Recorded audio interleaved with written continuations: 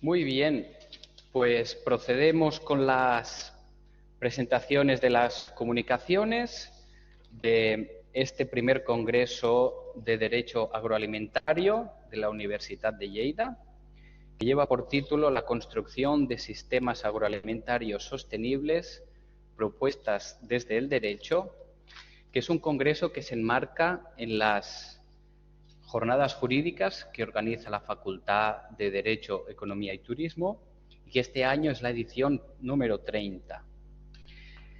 Vamos a empezar con la primera comunicación, que correrá a cargo de la profesora Lourdes Salomón, que es profesora lectora de Derecho Rumano de aquí de nuestra Universidad de Lleida, y nos va a presentar una comunicación que lleva por título El límite de lo necesario como antecedente romano del concepto actual de sostenibilidad, una aproximación romanística a partir del pensamiento económico de Cicerón. Profesora Salomón, cuando quiera, tiene el uso de la palabra. Muchísimas gracias. Pues en primer lugar quiero agradecer a la organización, a los profesores Ezquerra y Salamero, el hecho de haberme permitido poder participar en este congreso que, como os estaba diciendo, está siendo tan interesante. También me felicito de poder, ¿no?, que sea el profesor Paul Cuadros, profesor de Filosofía del Derecho de esta facultad, quien pues nos haya presentado y nos esté haciendo la moderación, sobre todo por el tema que voy a tratar. Y sin más dilación, voy a leer despacio la presentación en castellano, despacio pero al tiempo, para que todos podamos seguirla. Pues bien, el objetivo de mi comunicación es presentar en estas jornadas, y tal vez un poco a modo de contrapunto, el pensamiento sobre la agricultura y la alimentación de la antigua Roma a través de la obra del político y orador Marco Tulio Cicerón. Para este trabajo he utilizado como punto de referencia para comprender el papel de la agricultura en Roma, un estudio realizado desde la óptica de la antropología económica de la antigüedad. Uno de los representantes de esta materia es el profesor Cristiano Biglietti, que en 2011 publicó una obra titulada Il limite del bisogno, antropología económica di Roma arcaica.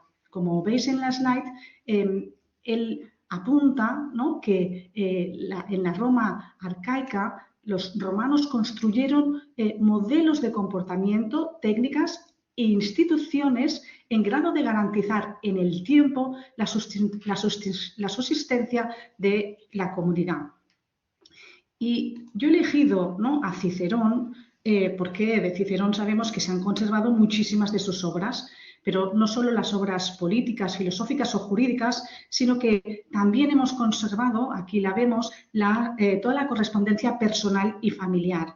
Y estas cartas de Cicerón, que escribió a su esposa, a sus amigos y a sus familiares, nos permiten conocer el pensamiento económico y también cómo él mismo gestionó su propio patrimonio. Cuando nació Cicerón, ¿no?, en el 106, el Imperio Romano tenía entonces 10 millones de habitantes y Roma, la ciudad donde Cicerón hizo su carrera política, tenía 1 millón de habitantes. Pero de estos 10 millones, solo 600 familias eran las que gobernaban a esta población. Y precisamente Cicerón consiguió llegar a formar parte de esta élite de familias privilegiadas. Sabemos muy bien que entre las familias romanas existía, ¿no?, entre los ciudadanos una marcadísima jerarquía, y en la cima estaban los senadores y los caballeros y por debajo toda la plebe romana. Los senadores poseían la mayor parte de sus riquezas en tierras, ya que esta era la forma más segura de inversión. Entre nivel de riqueza y honor existía una relación directamente proporcional. A mayor riqueza, mayor honor. Y durante los años en que vivió Cicerón, el nivel de vida de los ciudadanos había aumentado gracias a la expansión imperial llevada a cabo a través de las guerras. Era normal durante los últimos años de la República que un senador tuviera no solo una casa en Roma, insisto, una casa en Roma, que era esencial para la vida política, como veremos después, sino que tuviera también varias residencias en diferentes partes de Italia, y estas residencias estaban equipadas con granjas muy rentables. Estas villae eran además el escenario para contactos políticos, que veremos que tiene relevancia para lo que os quiero contar. Asimismo, el resto de la población, la mayoría del pueblo, se dedicaba también a la agricultura. Todos sabemos que Cicerón tradujo en su juventud del griego al latín la obra de Jenofonte o Economicus. Cicerón, con esta traducción, lo que hizo es introducir en Roma el pensamiento económico griego. Oikos, ¿no? La casa, ¿no? El nombre de esta obra. Justamente la casa está en el centro de la economía romana. La domus, por tanto, no es solo el lugar en el que vive la familia romana, sino el perímetro del terreno económico. La idea romana de economía se centra en la economía familiar, lo que hoy llamaríamos microeconomía. Pero los romanos tenían una concepción de la riqueza muy diferente a la nuestra. La economía formaba parte de la filosofía y en concreto de la ética. La economía era el arte del uso racional de la riqueza, mientras que el derecho era también un arte, pero en este caso el arte o la técnica que ponía las reglas para la adquisición de la riqueza. Volviendo a nuestro tiempo, ¿no? Debemos recordar que nuestra concepción de la relación que existe entre el derecho y la economía es la inversa del mundo romano, porque nosotros hoy aceptamos que podemos analizar el derecho desde una perspectiva económica y poner al derecho al servicio de la economía. Sin embargo, en el mundo romano es justamente al revés. Era el derecho el que proporcionaba los criterios de acción y de elección. El objetivo final de la gestión del patrimonio familiar es la conservación del patrimonio para satisfacer las necesidades y proporcionar un nivel de bienestar a los miembros de la familia que les permitía mantenerse en el estatus o progresar en la participación del poder. Pero este poder no era individual de cada uno de los miembros de la familia, sino de la familia en su conjunto. El poder depende no solo de la riqueza material, sino también del prestigio social y moral. Y esta misión era de todos los miembros de la familia. En la base del pensamiento jurídico de Cicerón está precisamente la defensa de la propiedad privada, porque la propiedad es el pilar sobre el que se construye la existencia del Estado, de la República y a su vez de la familia, porque es el germen del Estado. Y Cicerón, en una de las obras que os mostraba antes, en De Officiis, propone una clasificación moral de las profesiones y evidentemente es la agricultura, el trabajo de la tierra, la profesión que ocupa el puesto más alto. Esto no es ninguna casualidad, ya que las clases altas y los terratenientes obtienen su riqueza principalmente de la explotación de la tierra. Por eso Cicerón defiende la superioridad incluso ética de la riqueza obtenida de la tierra, argumentando que la tierra es más justa, más ética que el capital y que la tierra recompensa el trabajo. En realidad, el pensamiento de Cicerón lo que hace es dar una justificación moral a una realidad que ya existe. Racionaliza el status quo. La agricultura es la actividad principal de las clases senatoriales, mientras que los caballeros, la clase que está justamente por debajo de los senadores, se dedica al comercio, una actividad mucho más incierta y mucho más volátil. Por este motivo, Cicerón escribió en sus obras grandes y precisas cuestiones relativas a la agricultura. Y en estas obras insiste en que el trabajo de la tierra requiere un trabajo minucioso, frugal, austero, Y dice, ¿no? Y en este punto quiero subrayar que permita la sostenibilidad de los recursos naturales. Pero quiero terminar haciendo una breve mención a algunas normas que tienen por objeto en Roma limitar la libertad económica de los ciudadanos. Una de ellas es la ley de las 12 tablas. La ley de las 12 tablas distingue las cosas en mancipi y nec mancipi. Sabemos que las mancipi son aquellas cosas esenciales para la agricultura y tienen un sistema de transmisión que es controlado por el Estado. La finalidad es que esas cosas mancipi, que la tierra no salga, ¿no?, para proteger a los agricultores, no salga del control de las gentes que tienen la dirección de la res pública.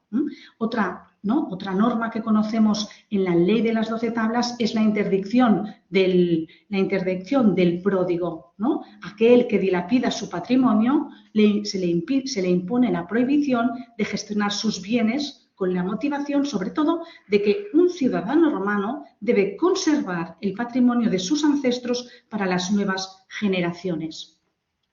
Y acabo solo, ¿no?, con una idea sobre las leyes suntuarias, ¿no? Estas normas que vienen también a limitar la libertad económica y que aparecen a partir del siglo III a.C.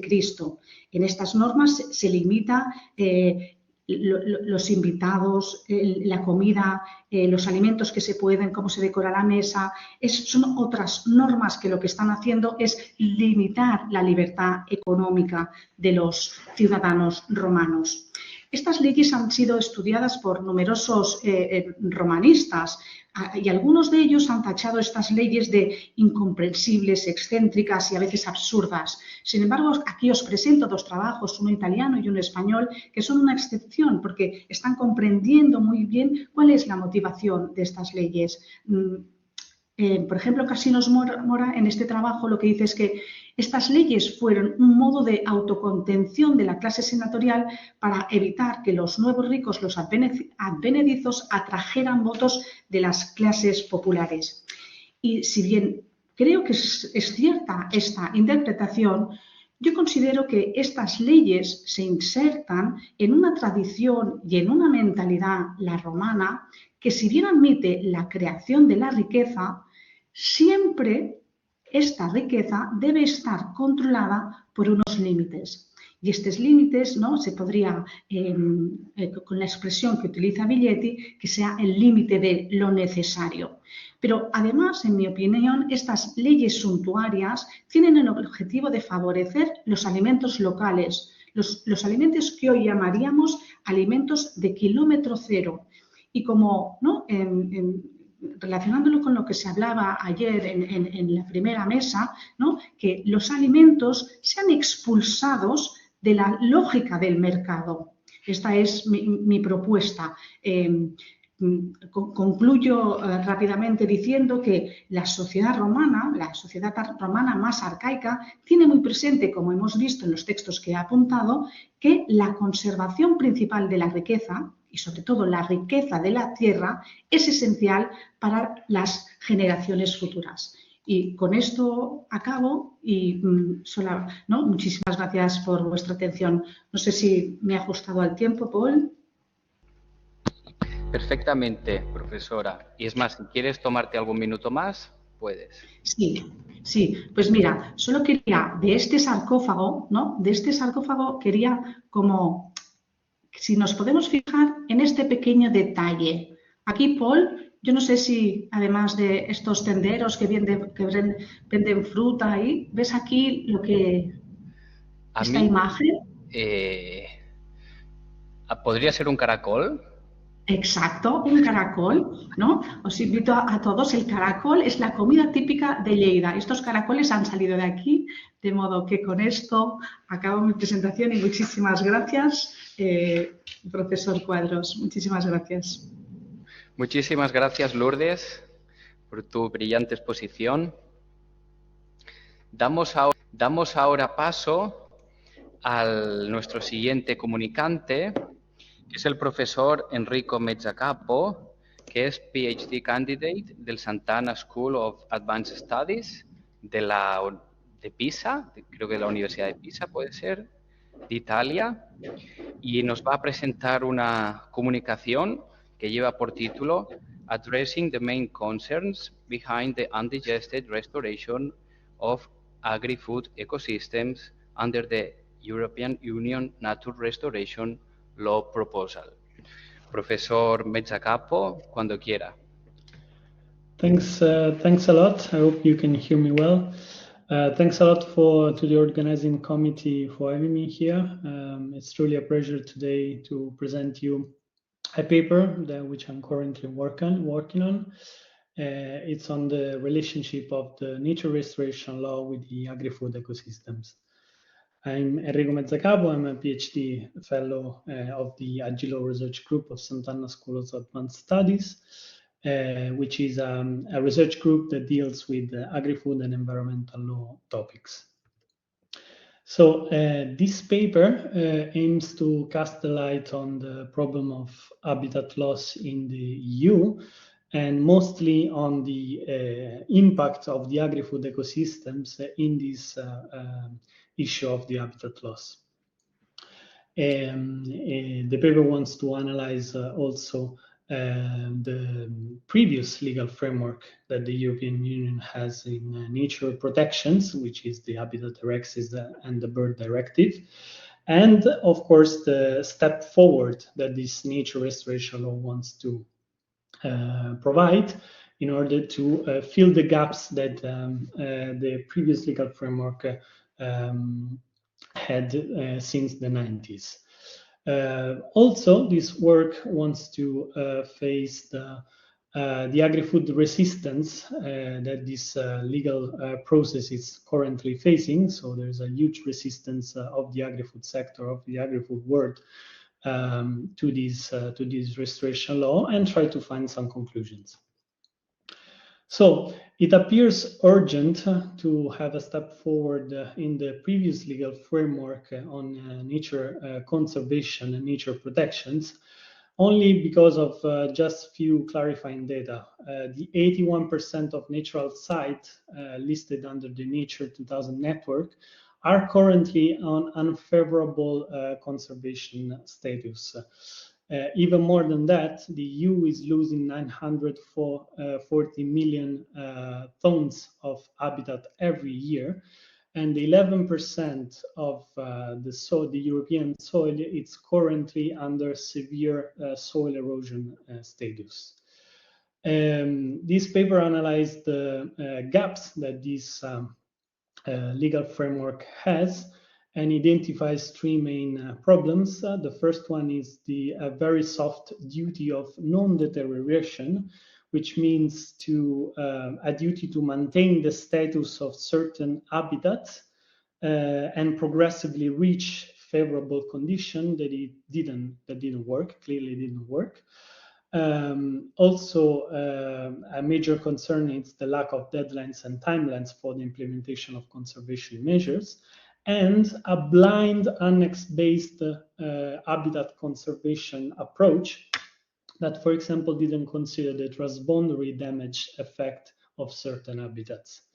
This nature restoration law proposal, at least as it appears in the regional proposal, has a new duty of restoration. That means a duty to bring ecosystems to a former conditions, actually to a good condition that is defined in the legal text, and in some cases the reestablishment of certain habitats. It filled the gap of the deadlines and timelines, proposing a clear goal of 20% of restoration of land and sea with progressive deadlines up to 2050. And it has a different approach that it includes not only the annex of the habitat that needs to be restored, but also an ecosystem-specific approach for which we have several ecosystem-specific categories, and for which there's for sure the agricultural ecosystems type. What happened? Since the very beginning of the legal process, there was an unprecedented pressure and resistance of the agri-food sectors to this law.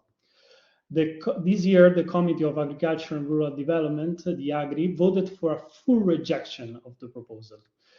The unprecedented criticism was from conservative politicians like the APP party, the European People Party, some lobby groups, and some representative groups of the farming, forestry, and fishery sectors.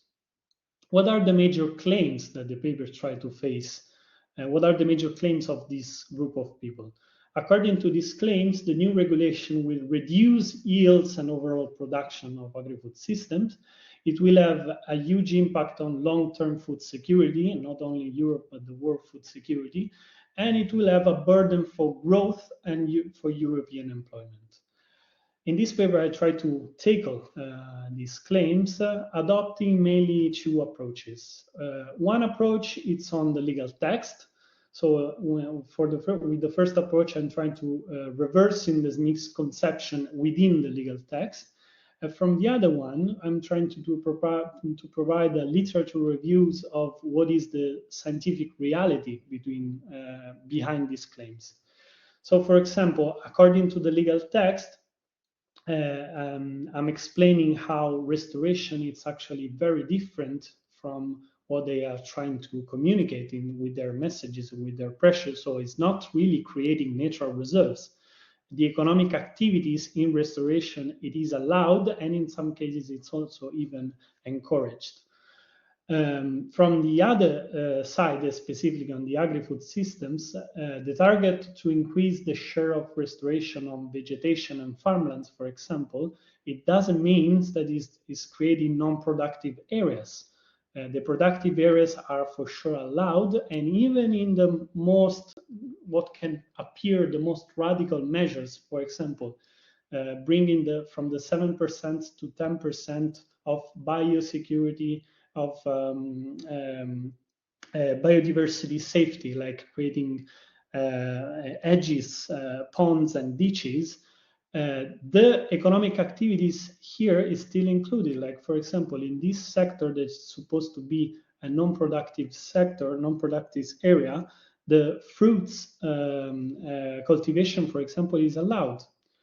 From the other side, in the answer to this scientific reality, there's tons of literature review that actually suggests that the biggest threat to food security is actually the loss of habitat, the droughts, the biodiversity and ecosystem service that we are losing, like the pollinators, for example. And from the other side, the cost effectiveness of nature investment, for example. There is a huge return of investment in investing in nature. It's not actually a detrimental activities. So the conclusion of this paper is try to underline what we are losing. Like it is a news of this week that the text survived to the trilogue procedure at the European Union level, but the text was really weakened according from the original proposal. So what we are risk to losing, we don't have a final text yet, but the reaction from Brussels tells us, for example, that we are lowering the ambitions, for example, in the restoration duty. And this, for example, was one of the step forwards that I analyzed in the first part. So in the parts of the Habitats Directive and Birds Directive, so in case of these step forwards.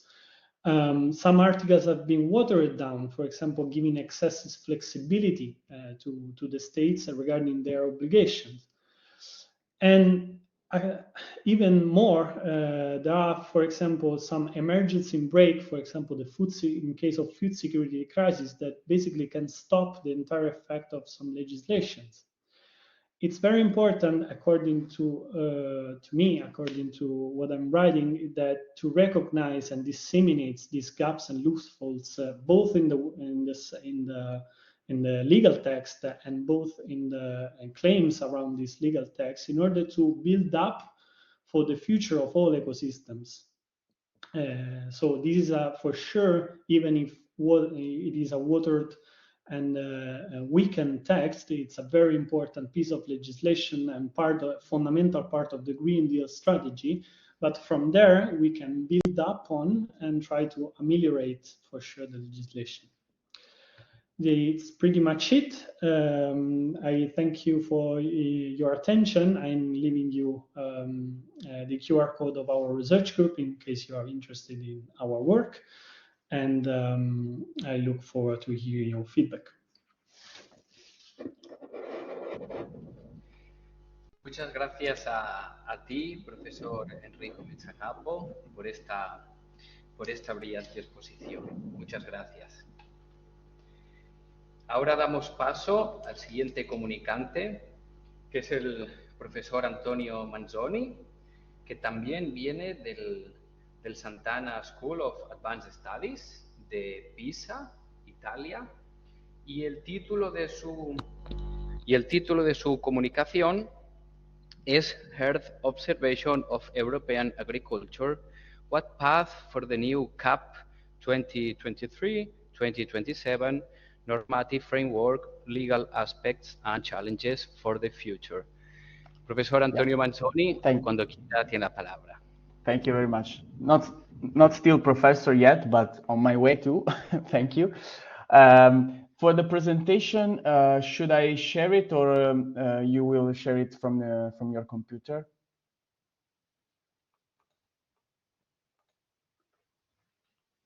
Hello. Hello, Antonio. Yeah. I'm supposed to share it, or do you share? No, I can do it. I can do it. Okay. Thank you. Aquí está. Great. Thank you very much. Okay. Well, without any further delay, as the title of my presentation suggests, today I'm going to talk about a specific issue that is gaining more and more relevance in the agricultural sector of the European Union, and not only, which is the Earth Observation Technologies, or EOTs for an abbreviation term, and their use in the monitoring and the implementation of the Common Agricultural Policy. In fact, the fast-growing technologies of Earth observation are acquiring more and more space into the agro-environmental policy making of the European Union.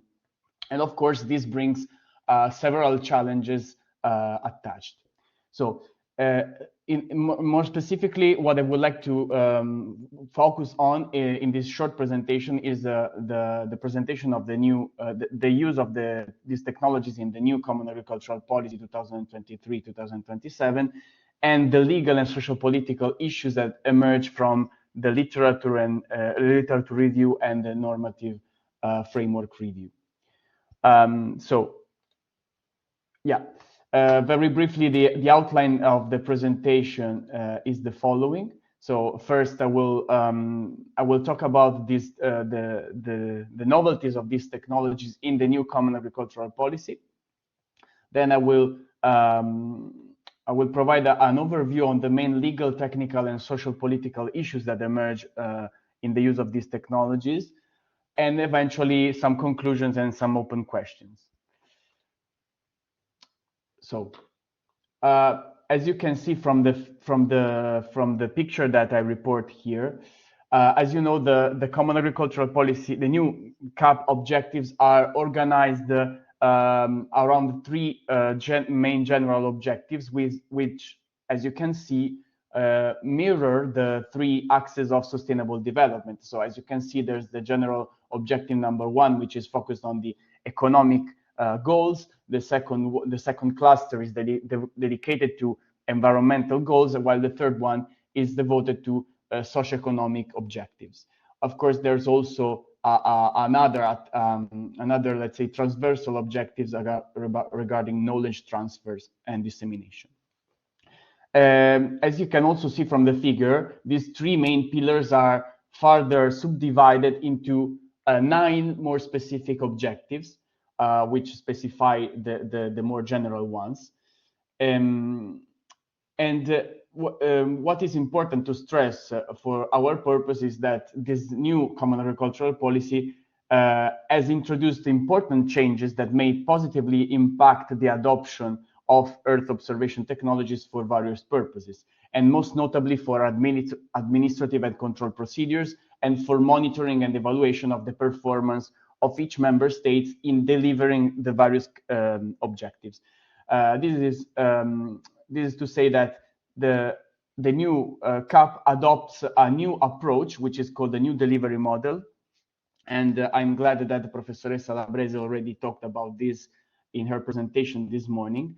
So now I can focus on what role these Earth observation technologies can have in the implementation and in the monitoring of the performances for each state. In fact, in this new delivery model, member states are granted, of course, more flexibility and subsidiarity because they are required to develop a national strategic plans, as you all know, which are basically national documents where each member state explains to the European Union Commission how it will concretely implement the objectives into the country. And what is important to stress is that in this new delivery model, the national strategic plans are designed on a clear intervention logic, which links objectives, needs, strategy, interventions, and results indicators.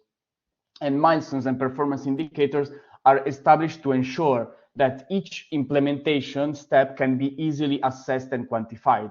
So for this purpose, a robust monitoring framework is established at the European Union level, which is called the Performance Monitoring and Evaluation Framework, where member states report their achievements annually. Just to give an example, for what regards climate mitigation target, for example, the new CAP contemplates, for example, specific results indicator to assess and quantify the member states' commitments to improve climate change adaptation. So, for example, there's an impact indicator which assesses the levels of greenhouse gases emissions and ammonia emissions, another which measures the volume of water used for irrigation, other which measure and quantify the loss in biodiversity, and etc. But what are the specific novelties regarding Earth observation technologies, which is the focus of this presentation? We need to take a look at the horizontal regulation of the new CAP, the 2116 regulation, which prescribes satellite monitoring of land parcels and stresses the importance of these technologies of Earth observation for the provision of information relevant to assess on the various performance indicators. As we take a look at the Article 70, for example, it describes the area monitoring system, which is a compounding element of the integrative administrative and control system. And it is defined as the regular and systematic observation, tracking, and assessment of agricultural activities on agricultural areas by Copernicus data or other data with at least equivalent value. And this area monitoring system will interpret Copernicus imagery to provide decisions on agricultural activity on all declared parcels by farmers. For example, the Articles 24 and 25 of the horizontal regulation contains also a number of provisions to enable the Commission to acquire satellite data for monitoring agricultural resources. So we can say that in a nutshell, the new Common Agricultural Policy places satellite data at the core of its policy objectives, especially for the fact that, as I said, there's a need to meticulously monitor all the performance of the states. And according to the Joint Research Council, across the European Union, there is an average of 80% of field inspections that are now performed using remote sensing. So at this point, the main questions that I asked myself as a researcher on agricultural law and policies were, what are the main critical aspects emerging from this current normative framework? And there are any legal or socio-political issues that emerge from this normative framework? Well, as a first critical point, I should be stressed that the normative framework that has been presented so far basically concerns only the scope of the Common Agricultural Policy. However, we must bear in mind that the agricultural services of the Copernicus program generate also a lot of other data, useful data also for other non-strictly Common Agricultural Policy fields, such as, for example, risk management or assessment of environmental crimes and many other applications. So, for example, a first more general challenge could be the one for the European Union legislator to foster and expand the use of Copernicus even for areas outside of the strict monitoring of the CAP, and, for example, develop new and more detailed indicators to assess the various activities of the member states. Another critical point regards the normative framework, for example, of the satellite monitoring of the Common Agricultural Policy. In fact, the European Commission found that many requirements for the use of Copernicus data for monitoring obligations under agro-climatic and environmental measures are too complex to be monitored with the help of Copernicus data alone.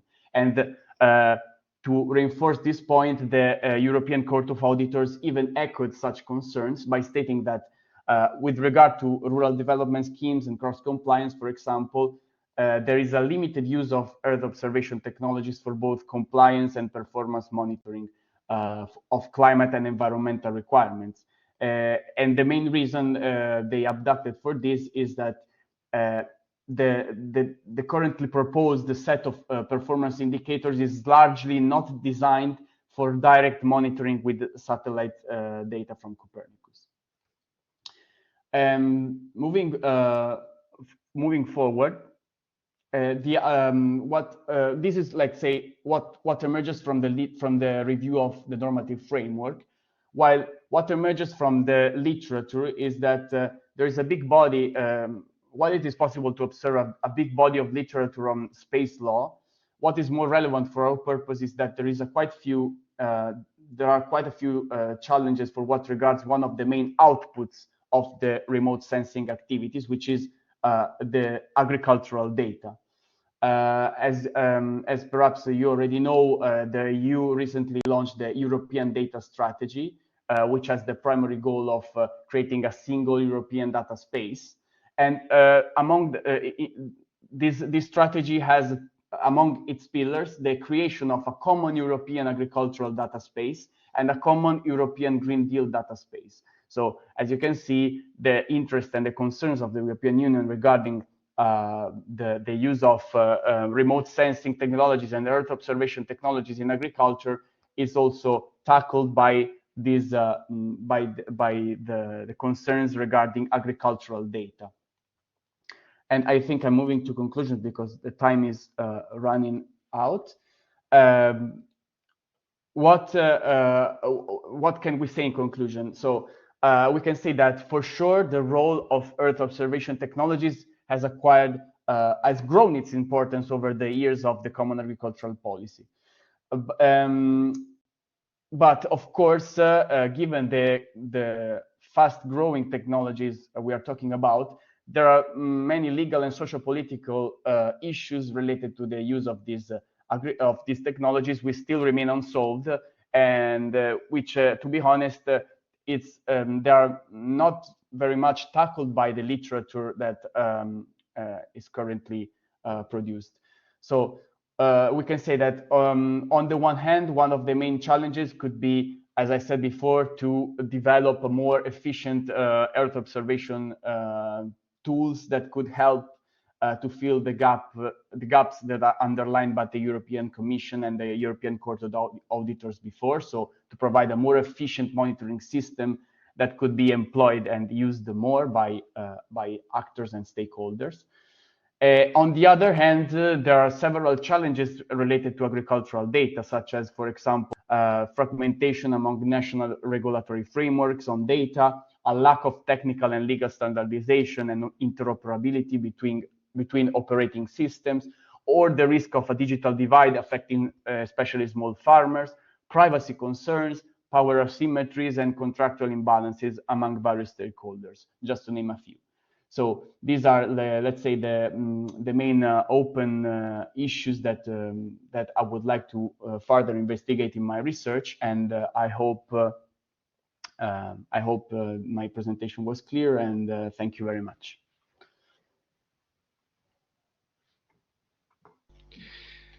Gracias, Antonio Manzoni. Ha sido una presentación muy clara y muy interesante. Muchas Thank gracias. you. Thank you. Ahora le damos la palabra a la professoressa Maria Grazia Ricci, che è professore aggregato, coordinatore del modulo Ciamponet per una storia dei mercati europei, istituzionalizzazione, standardizzazione e armonizzazione giuridica, che viene dall'Università degli Studi di Milano, Bicocca. La sua presentazione ha come titolo Alimentazione, istituzioni e normazione nel mondo greco-antico. Passo la parola alla professoressa Ricci. Molte grazie. Posso chiederti pure di mostrare le fotocopie che ti ho spedito? Grazie. Sì. Grazie.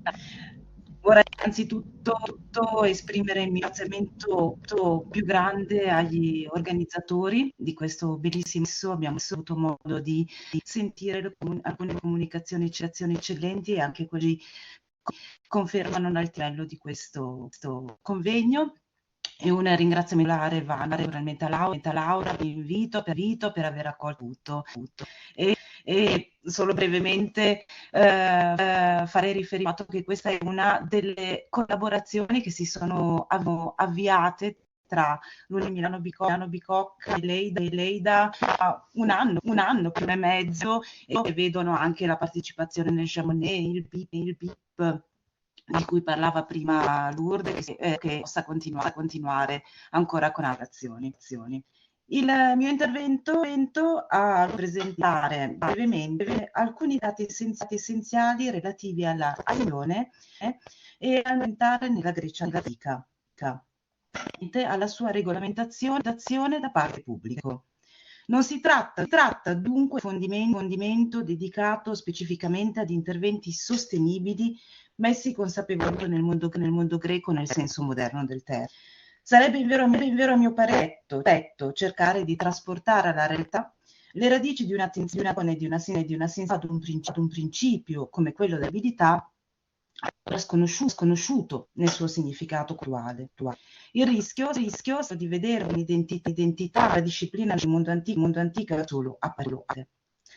Lo scopo è di tracciare un affresco del sistema a cui facevano ricorso i greci, che cercare di comprendere come costoro abbiano affrontato alcuni alimentari, quali forme di intervento pubblico in materia siano state realizzate, quale attenzione sia stata a problemi come quello delle merci poste in vendita, la correttezza delle transazioni commerciali, la presenza di prodotti nel mercato, con particolare riguardo a quelli essenziali dei prezzi precati. Era posto in rilievo come anche i greci, così come i romani, avessero compreso il valore del diritto all'alimento, schezza e adulterazione dei prodotti in vendita. Per maggiore quantità di informazioni in nostro possesso, però in particolare sulla realtà di Atene. Punto di partenza del breve vorrei presentare è sicuramente un'illustrazione essenziale del sistema alimentare antichi greci. E come costoro, analogamente ai romani, ricorre il consumo di quegli alimenti ricompresi, oggi in una estesa nella cosiddetta Mediterranea. Prodotti principalmente prevalentemente consumati erano certamente i quali fornivano il 90-75% di storici. Ad esempio, nel descrivere l'uomo utilizzato, lo definisce come sitos magos, mangiatore di grano. Il sitos, così erano i cereali in greco, comprendeva il frumento nobile per eccellenza orzo, quest'ultimo costituendo il cereale più fino a tutta l'età ellenistica. Il consumo era seguito da quello di frutta e verdura, mentre era tendenzialmente più limitato corso a carne e pesce, prevalegente di consumo da parte delle famiglie. Per la centralità tra i prodotti, basti le parole della vita di Alcibiades. Il testo numero 1 è molto piccolo, però avete tutti le fotocopie, forse potete meglio.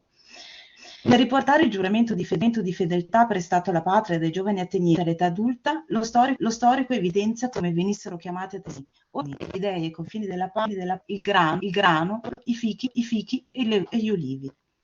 oppure si concorre a titolo meramente esemplificativo quanto raccontato nella Repubblica di testo numero 2, in cui si fa riferimento di farine ricavate dall'orzo a sale, olive, il tutto con vino bevuto con moderazione.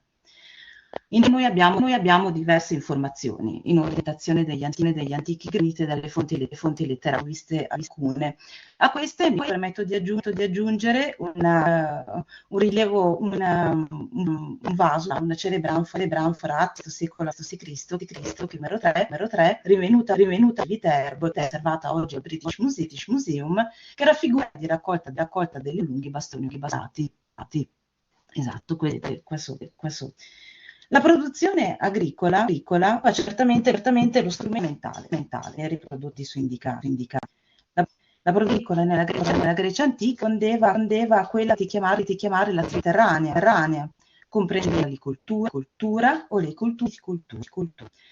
La coltivazione era basata sulla varietà e sulla promiscua. I cereali, insieme a una minore di legumi, tra i filari di viti e le pivo. La produzione agricola è esclusivamente incentrata all'attenzione delle istituzioni dell'epoca più risalente, quando i nuclei abitati erano assai ridotti a livello di dimensioni e autosufficienti. Con l'ingrandirsi delle città, in particolare con riguardo alla realtà delle polis di maggiori dimensioni, divenendo la produzione agricola insufficiente relativamente in relazione all'espandersi dei commerci e soprattutto a sei fusione della moneta, l'attenzione da parte dell'autorità fu estesa anche ad assicurare l'importazione di prodotti alimentari. Una costante nel mondo greco, dall'ebraica a tutta la dominazione romana, fu invero la preoccupazione di garantire il diritto dei propri cittadini, di dare il diritto al nutrimento. Il principio della trofea. Il cittadino intende che lo Stato provveda alle risorse necessarie, anche la base alimentare all'azione, come ben indicato da Aristotele nella retorica, nel testo numero 4. Il sforzo più significativo fu rivolto ad assicurare in primo luogo la quantità sufficiente per la popolazione. Limito a ricordare in proposito siano fonti nei memorabilia, il testo numero 4, testo 5, nel riportare un dialogo tra il giovane Atenione che aspirava alla vita politica e Socrate, si ricordare quest'ultimo intorno alla necessità di acquisire informazioni, tra l'altro, da quanto grano prodotto in Attica senza sufficiente nutrità e di quanto ne occorra a ciascuno, in modo da sapere se la polis ne sia priva e intervenire là. Indugiando sulla realtà di Atene, in epoca arcaica la produzione cerealicola locale fu sufficiente, bisogna alimentare di una popolazione. Ben presto, a causa dell'azione del Attica, apparentemente montuoso, si resero necessarie forme ulteriori. In tempo, tali misure si sostanziano principalmente nel dividendo di esportazione d'azione del prodotto, che vince da un passaggio della vita di Socrate e di Plutarco, testo numero 1. La seconda pagina delle protocolli. Successivamente gli interventi erano rivolti in due direzioni diverse. Alcune fonti mostrano innanzitutto la venuta riorganizzata del territorio al finanziamento attraverso da un lato la concessione a meteci di terre fino a quel momento inconate, dall'altro attraverso a cittadini privati terre sacre da renderle produttive. Ma è l'importazione del prodotto che assunse progressivamente sempre più rilievo, e si vince tra l'altro dalle parole di Demostene, vedete al 3D numero 7 che vi riporto. Voi lo sapete, immagino, gli ateniesi vi hanno importato più di qualsiasi paese al mondo, o ancora si ponga la testimonianza di cui il testo numero 8, ma velocemente. Se non base corrispondente al V secolo a.C., il ruolo di primo piano della polis consente ad Atene di accedere senza difficoltà, dare cerealicoli importanti e di assicurazione necessarie di. Nel IV secolo vengono sviluppate nuove strategie per un'importazione adeguata. Tra i più significativi attuati possono essere le tutela delle rotte come la pirateria, oppure cogenti singoli con stranieri al fine di Atene, in particolare attraverso di privilegi personali come l'esenzione dalle tasse, o ancora l'incentivazione dei rapporti diplomatici con le principali regioni spodici reali nel Mediterraneo. Furono d'altro canto istituiti appositi magistrati, Sitofilaches, quello di occuparsi delle questioni questive all'approvvigionamento e distribuzione al prezzo dei cereali, numero 9 e 10. Il rilievo riveste nella prospettiva cui presenta recente eccezionale scoperte. Si tratta del Nomos di Egirio, del 74-373 a.C. e 1998. Non è chiaramente possibile procedere ad questo nomos, mi limito pertanto punto essenziale sostanzialmente. La legge impone all'Ilevino in Brescia 12ª sul grano delle isole. La finalità dell'enunciata è l'inizio del testo, si tratta del numero 11, sia provvedere a che il popolo disponga di gravità pubblica. Il tutto sarebbe induto ogni anno, nei periodi di ad un prezzo deciso dal testo B. In tal modo sarebbero stati soccorsi come in un momento critico e i pagati nel libero commercio sarebbero risultati mirati.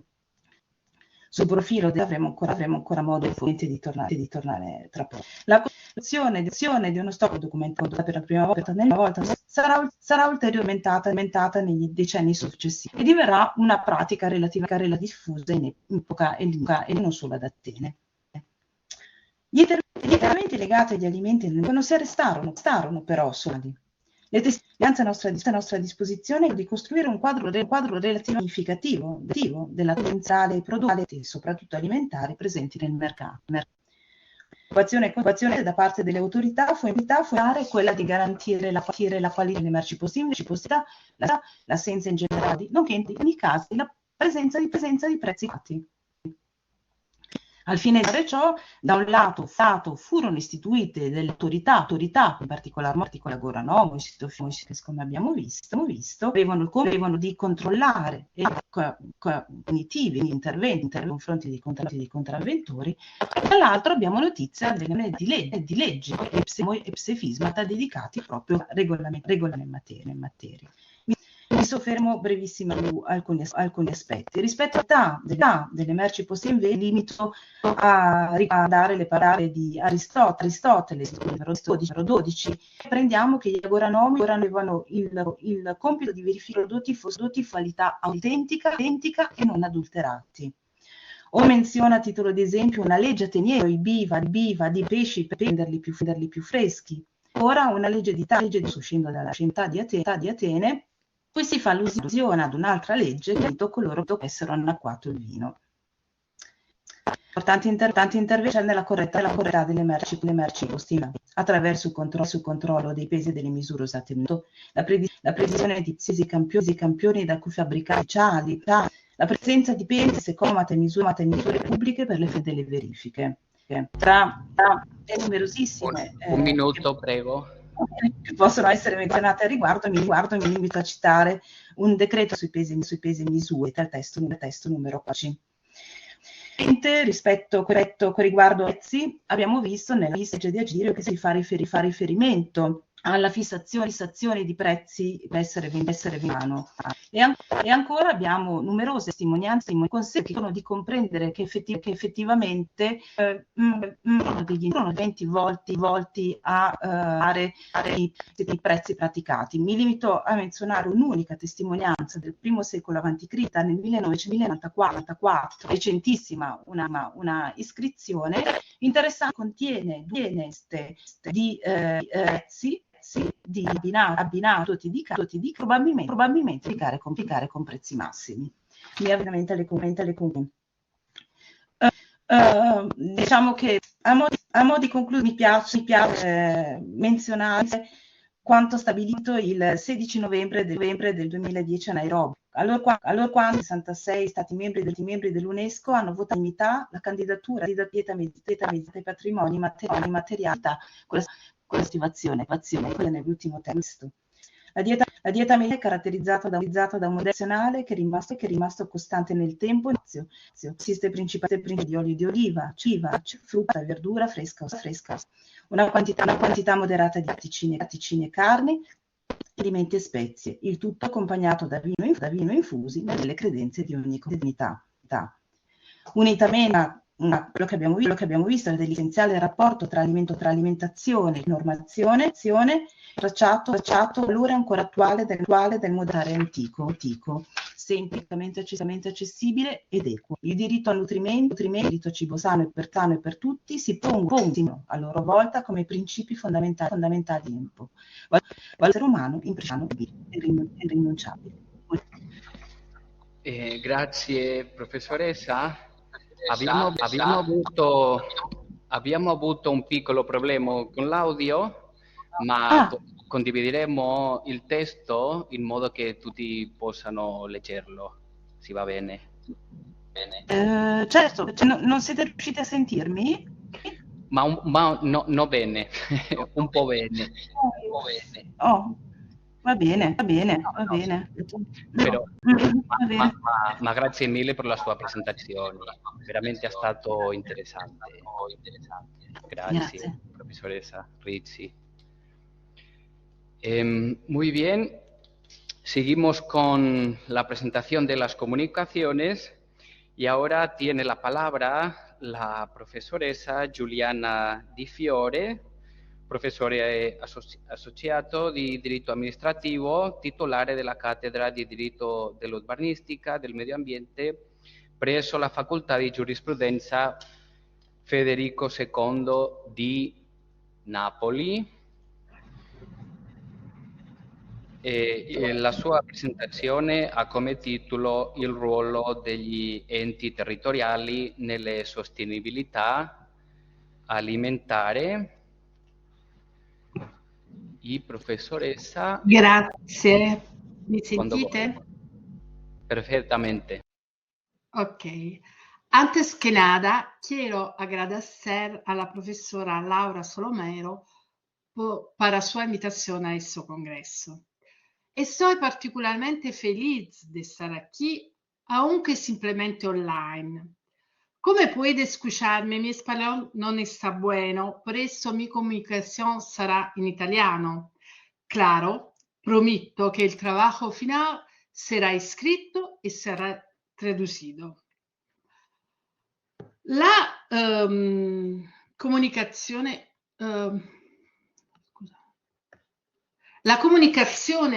di oggi riguarda una ricerca finanziata con i fondi PNRR,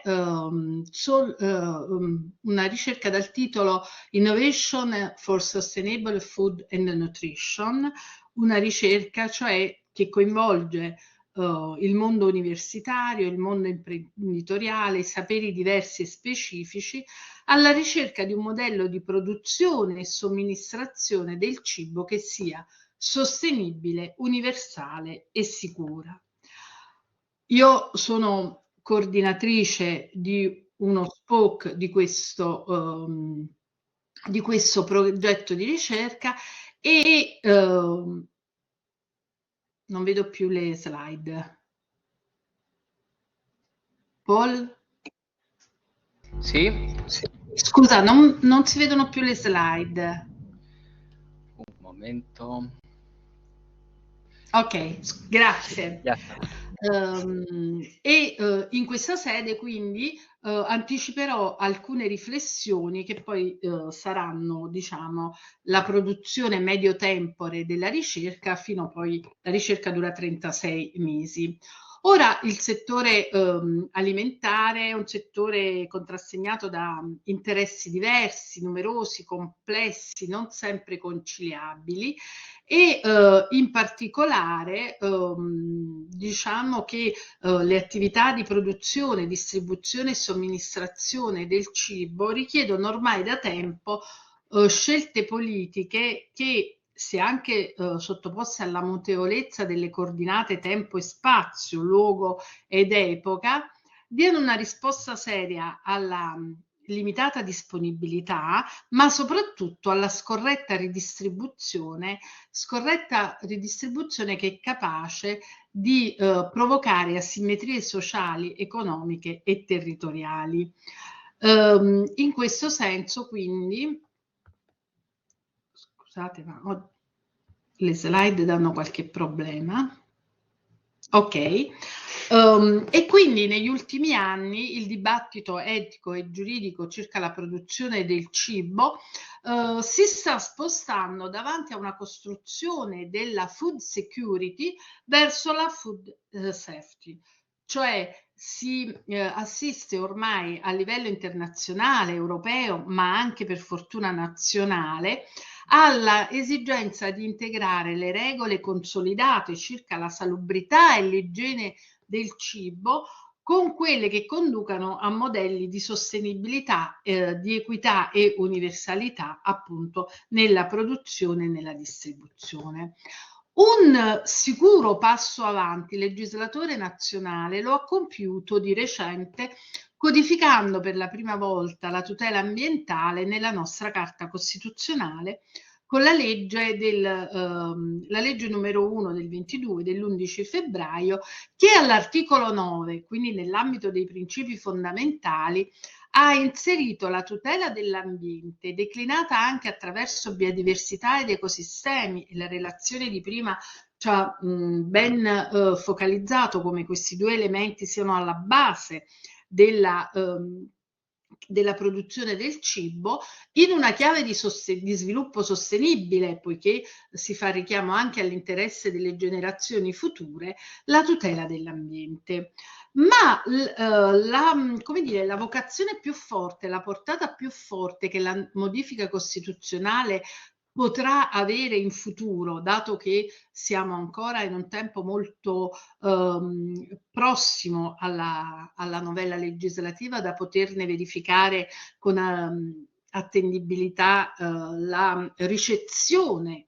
Ricordo che l'articolo 9 affida a tutta la Repubblica, quindi allo Stato, agli enti locali, agli enti territoriali, ma anche ai cittadini, alle comunità, al welfare, la tutela.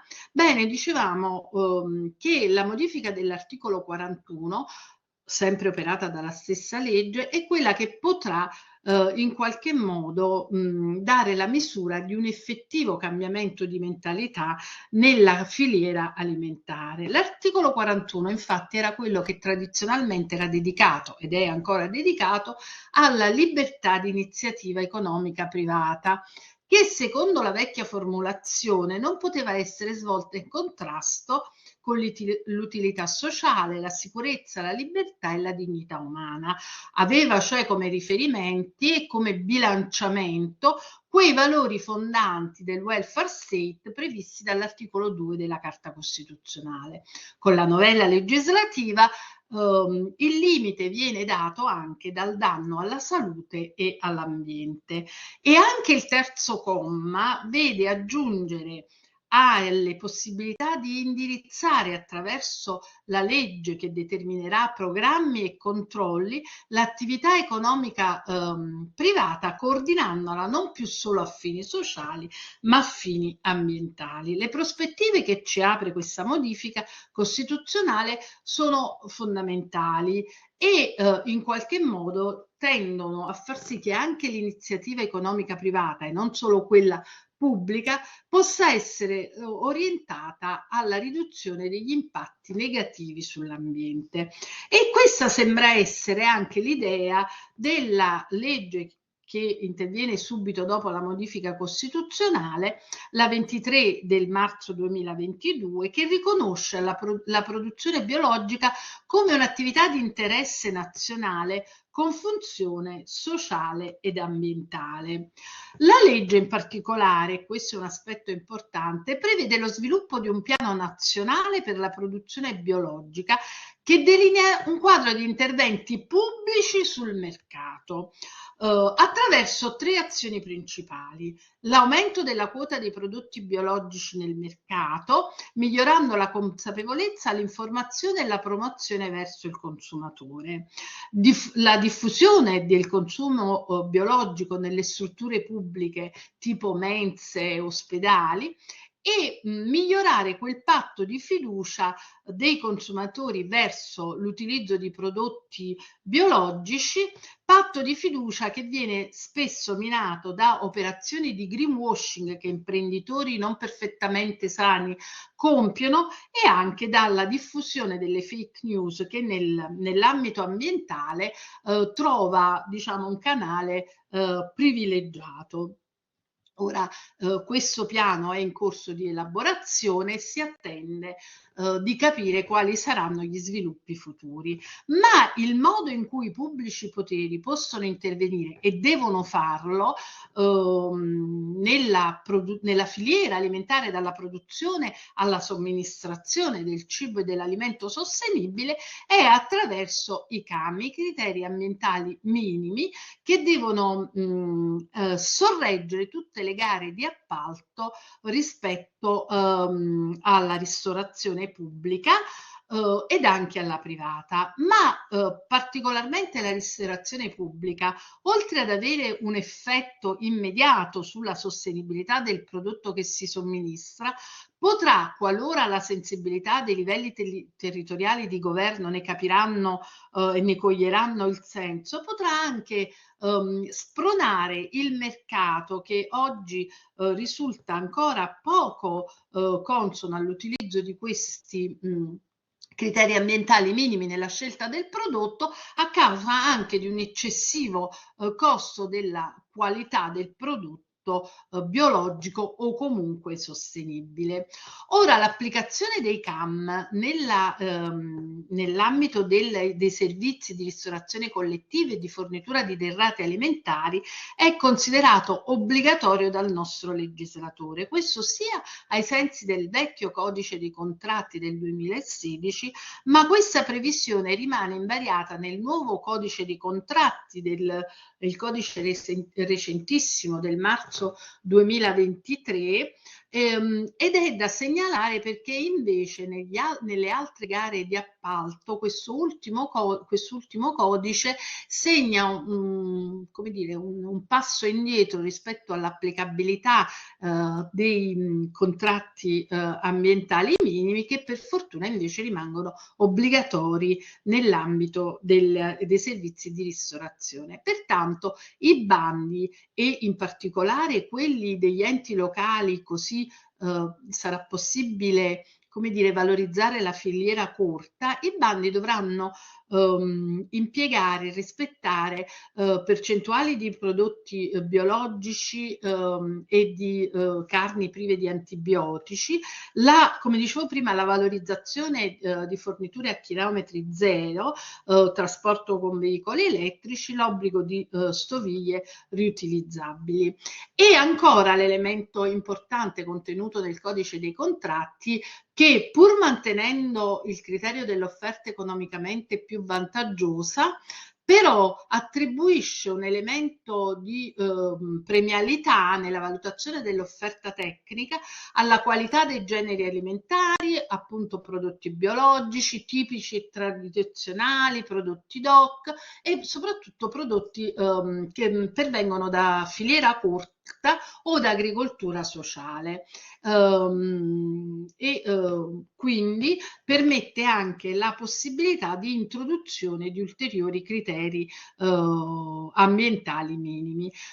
Come dicevo prima, quindi GPP nelle scelte della pubblica amministrazione hanno la possibilità di esperire un ruolo fondamentale rispetto alle forniture delle amministrazioni pubbliche, delle mense, degli ospedali, così da enucleare come dire, uno zoccolo duro di buone pratiche esportabili anche a quegli enti meno sensibili, ed è questo uno degli scopi della ricerca del PNRR di cui vi parlavo in apertura, anche per tentare di scovare quelle amministrazioni un po' più resistenti, indagando le cause di questa resistenza, e penso soprattutto agli enti regionali del sud, dove paradossalmente la materia prima rispetto alla sostenibilità del cibo è più ampia,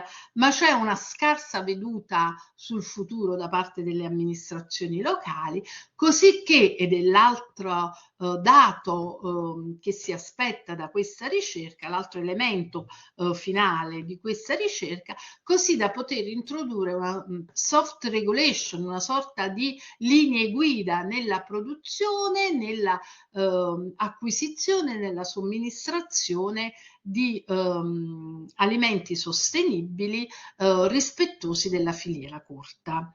Credo di essere stati ai tempi, vi ringrazio per la vostra attenzione. Grazie a te professoressa, è stata una comunicazione, una esposizione veramente magnifica, ti ringrazio. Grazie.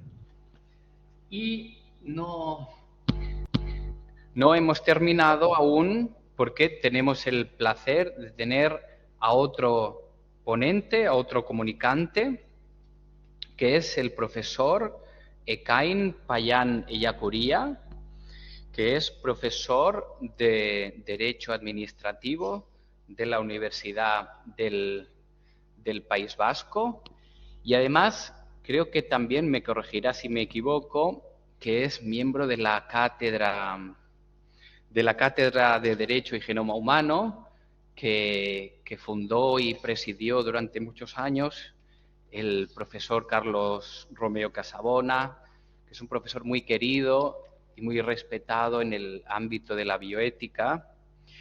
Y la presentación del profesor Payán Ellacuría lleva por título La tensión entre la sostenibilidad alimentaria y el principio de cautela. Yo tengo aquí su exposición, su PowerPoint, y lo voy a compartir ahora mismo si puedo. Bien, queda compartido. Y entonces, profesor Payán Ellacuría, cuando quiera, tiene la palabra. Gracias. Muy bien. Buenas tardes. ¿Se escucha? ¿Se me escucha? Se escucha perfectamente. Muy bien. Pues muchas gracias, profesor Cuadros, por la amable presentación. Efectivamente, soy miembro del grupo de investigación que fundó el profesor Romeo Casabona. Y bueno, pues es un placer estar con ustedes en esta ocasión, aunque sea a través de forma online debido a las obligaciones docentes. En este sentido, pues quería felicitarles al comité organizador con la profesora Salamero a la cabeza por la organización de este congreso y agradecer también al comité científico la oportunidad de presentar esta breve disertación. Trataré de ajustarme al tiempo porque efectivamente creo que estamos ya fuera del mismo, así que únicamente pues me limitaré a dar unas pinceladas sobre el tema que les he traído, que versa sobre la tensión entre la sostenibilidad alimentaria y el principio de cautela o de precaución a través de la nueva propuesta del reglamento del Parlamento Europeo y del Consejo para modificar la regulación de las plantas obtenidas mediante nuevas técnicas genómicas, que es una propuesta de reglamento de 5 de julio y que tiene pues una suerte de viaje desde la primera sentencia, digamos, del Tribunal de Justicia de la Unión Europea del año 2018 y veremos cómo ha ido también a través de una nueva sentencia del año 2023 modificando su criterio al respecto. Bien, pues para comenzar y para justificar la motivación, la trascendencia de este tema, traigo a colación los objetivos de desarrollo sostenible que han sido puestos de manifiesto en la sesión anterior. No citaré todos, como la lucha contra el hambre, etcétera, que pues, efectivamente coincido que pueden ser de difícil consecución, pero sí al menos dos que tienen íntima relación con el objeto de esta comunicación, que son el cambio climático y la pérdida de biodiversidad. Y de hecho, estos dos son interdependientes por cuanto el cambio climático es una de las causas de la pérdida de biodiversidad, junto a otros pues como la sobreexplotación, la contaminación, la pérdida de hábitats o las especies exóticas invasoras. Son, por tanto, dos caras de una misma moneda y que constituyen un reto para las administraciones públicas. No en vano, pues en sede de la Unión Europea se está legislando profusamente, pues desde el ya conocido Acuerdo de París hacia el Pacto Verde Europeo, hacia esa Ley Europea también del Clima, y que también ha sido objeto de legislación por parte del legislador español en la Ley 7/2021. Y que traerá, entre otras, pues, afectaciones también en cuanto a las zonas de bajas emisiones. Decía que estos objetivos de desarrollo sostenible además convergen con otras causas de preocupación sobre la sostenibilidad alimentaria, que son, entre otros, estos tres que presento. Por un lado, la sobrepoblación mundial. Siguiendo el informe de perspectivas de la Organización Mundial de la Salud, actualmente somos 8.000 millones de personas y vaticinan unas 9.700 para el año 2050. Por tanto, 3 veces más que a mediados del siglo anterior.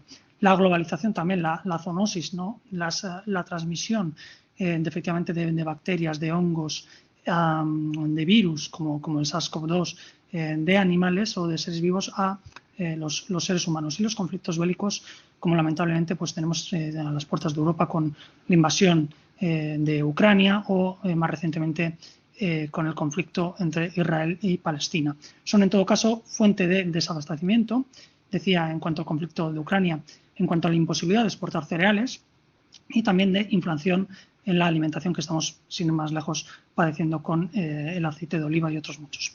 Y, en tercer lugar, también el sobrepeso y, lo que es más preocupante, la obesidad, que hay estudios como el de la Federación Mundial de Obesidad de este mismo año que indican que casi el 50% de la población mundial, más de 4.000 millones de personas, padecerán para el año 2035. Ante todo ello, no todo son malas noticias.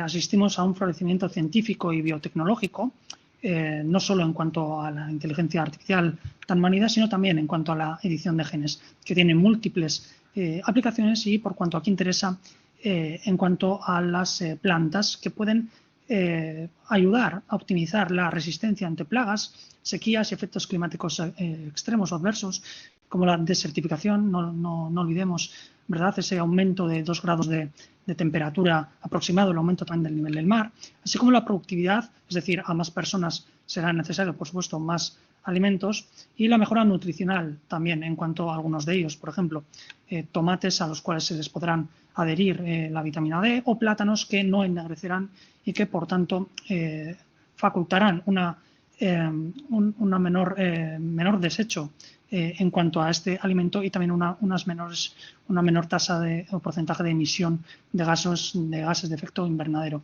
y todo ello en menor tiempo. La regulación que se ocupa de todo esto es una directiva del año 2001 del Consejo Europeo sobre la liberación intencional en el medio ambiente de los organismos genéticamente modificados.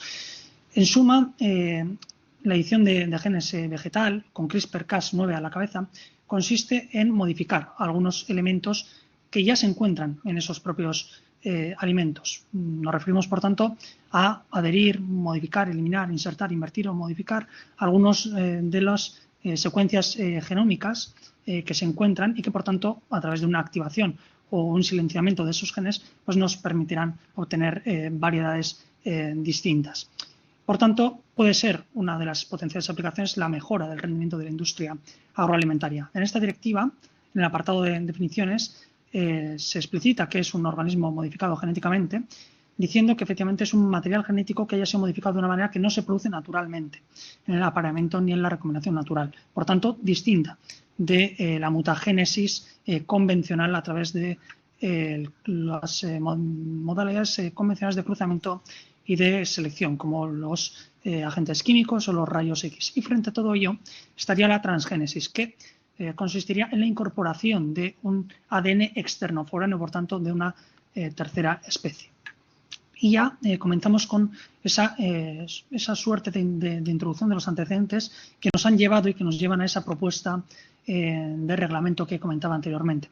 El primer hito sería la sentencia del Tribunal de Justicia de la Unión Europea de 25 de julio de 2018 sobre los nuevos métodos de mutagénesis. De este modo, hubo una consulta, una cuestión prejudicial por parte de Confederación Paysanne, que es un grupo de sindicatos y grupos ecologistas, en cuanto a cómo había que interpretar la directiva para con los nuevos métodos de mutagénesis. Hubo también una primera resolución del abogado general de la Unión Europea que parecía iba a ser el siguiente sentido de interpretación, conforme a que los nuevos métodos de mutagénesis serían efectivamente organismos modificados genéticamente, pero entrarían dentro de la exención de la directiva para los métodos tradicionales o convencionales que se recogen en el artículo 3.1 y que he comentado anteriormente.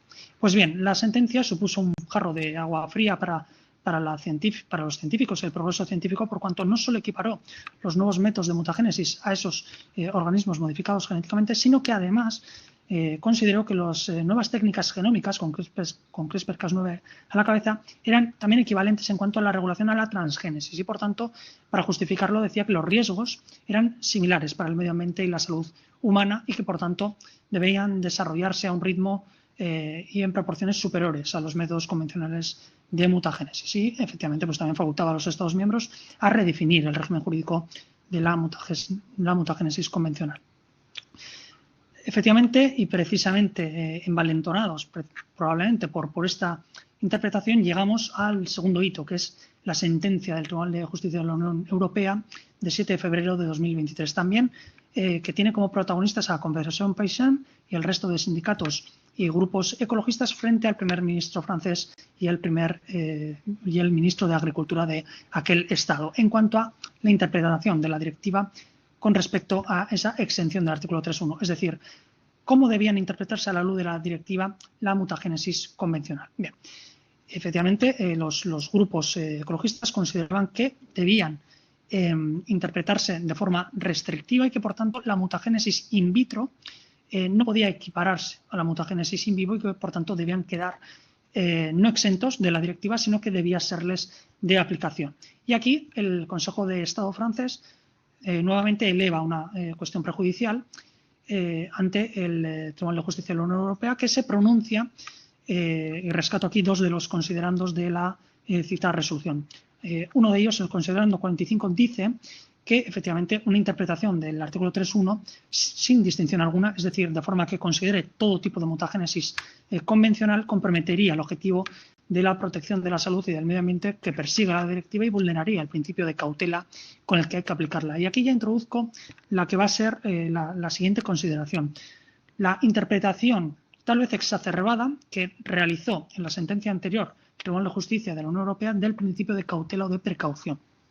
Porque a continuación, en el considerando 55, enmienda de alguna manera al Tribunal de Justicia de la Unión Europea su propia consideración, diciendo que una interpretación excesivamente difícil de cualquier forma de adaptación puede suponer una restricción excesiva y que, por tanto, a pesar de que no es necesaria para conseguir el objetivo de la protección del medio ambiente y la salud humana, debía, por tanto, no ser exacerbadamente restrictiva y, por tanto, falla y considera que la mutagénesis in vivo, tal y como ha sido considerada la mutagénesis convencional, es equiparable a la mutagénesis in vitro. Por tanto, ambas estarían excluidas del ámbito de la regulación como organismos modificados genéticamente y, en todo caso, no aportan ninguna novedad sobre las nuevas técnicas genéticas o genómicas, que era algo que en un primer momento pues, había sido celebrado por científicos tal vez de forma aventurada, porque, como decía, las nuevas técnicas genómicas seguían siendo y siguen estando consideradas organismos modificados genéticamente y, por tanto, dentro del ámbito de aplicación y sometimiento de la directiva. Pues bien, llegamos así, por tanto, al principio de precaución, como decía anteriormente. Le quedaría un minuto, aunque por ser usted son 2. Bueno, muchas gracias, voy a ser muy breve. Decía que el principio de precaución, por tanto, fue efectivamente interpretado de una forma tal vez excesiva por parte de la directiva, por cuanto se opondría al principio de libertad de investigación científica y tal vez seguía más hacia el principio de prevención, ¿verdad? Que ya existe un daño, ¿no? En este caso, el principio de cautela debe ser interpretado no en todo tipo de situación ni ante todo tipo de riesgo, sino en situaciones de incertidumbre científica y de situaciones de riesgo incontrolable e irreversible que no son de aplicación en este caso. Por tanto, la inversión de la carga de la prueba en este caso queda justificada tratándose de riesgos de medicina, pesticidas, etcétera, pero ha de ser interpretado no de forma general como se interpretaba anteriormente, sino de forma individualizada. Por tanto, ya la Comisión Europea, a través de una petición efectivamente del propio Consejo de Europa, concluye en el año 2021 la inadecuación de la directiva del año 2001 para con las nuevas técnicas genómicas. Y más allá, del año 2022 también se considera que no existen nuevos peligros específicamente relacionados con la mutagénesis dirigida.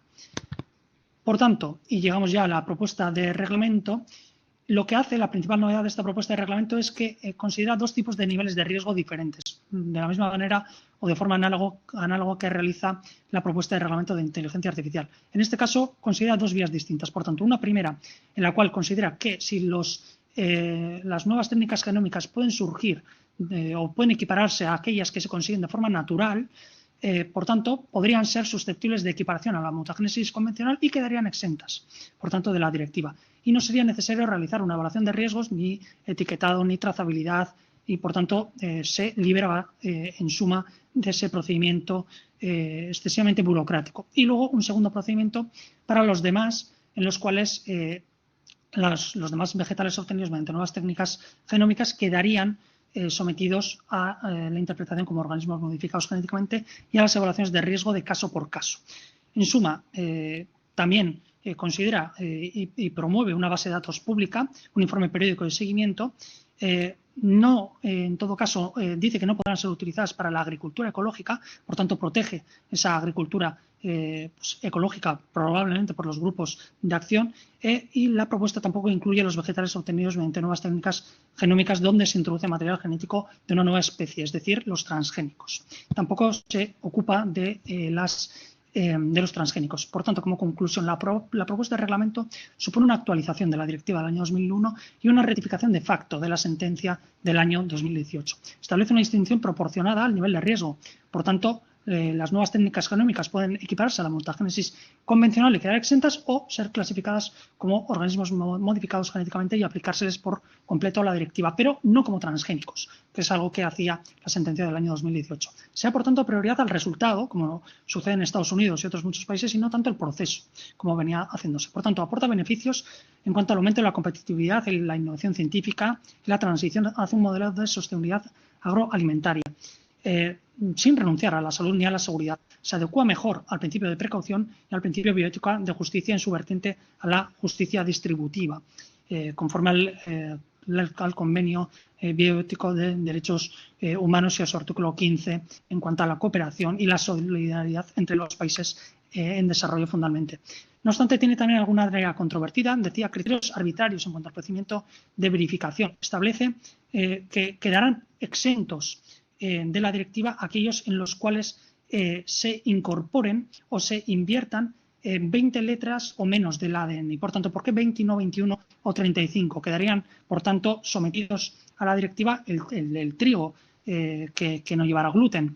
Probablemente lo haga para diferenciarse de los transgénicos. Y además se inaplica en la agricultura ecológica, decía antes, probablemente por los grupos de acción fundamentalmente en Francia. Por tanto, opta por esta calle de medio que puede dejar contentos a todos los grupos. Y otra de las áreas controvertidas podría ser la disparidad con la regulación mundial existente.